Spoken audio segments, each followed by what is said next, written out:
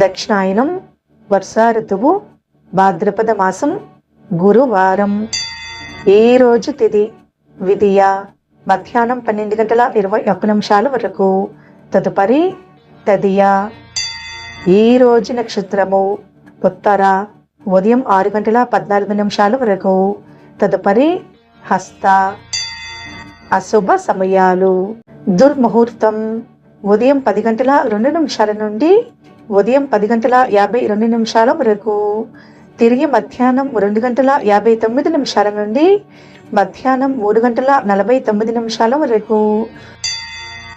ఊర్జం మధ్యాహ్నం 3:45 నుండి సాయంత్రం 5:34 వరకు. శుభ సమయాలు.